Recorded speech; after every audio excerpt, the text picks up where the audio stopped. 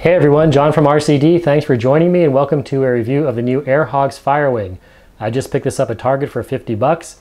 I've never flown an ornithopter before, so I'm very interested to see how this flies. Let's go ahead and take everything out of the box and get a closer look at it. It does have the little try me button right here. That's what I just pushed, so you can make sure your flying bird works before you buy it. And we'll go ahead and get it out of the box. Here is the 2.4 gigahertz controller.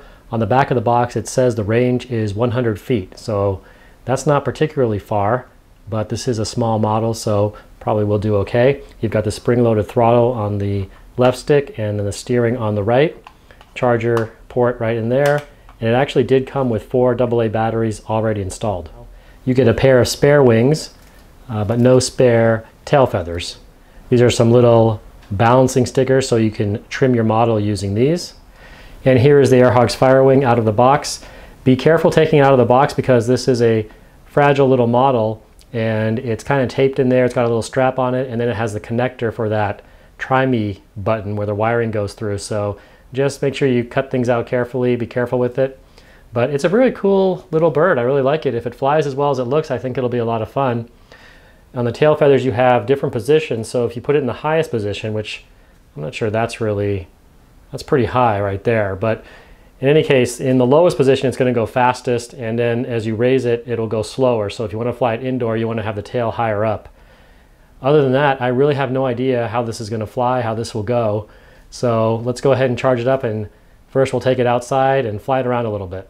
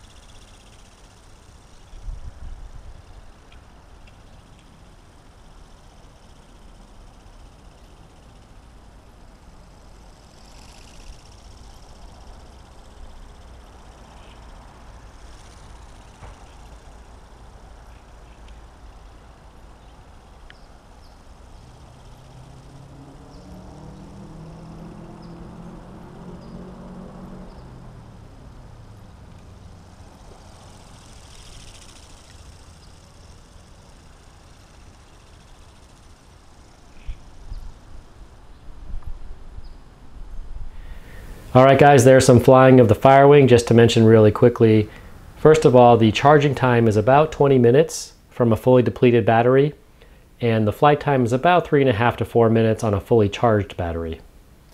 Alright, so with flying the FireWing was definitely a learning experience for me. I've never flown an ornithopter before, as I mentioned, so there was a learning curve, and I'll fill you in on what I experienced. First of all, I tried to launch it like I do airplanes, which is almost straight out, just a slight up angle like that.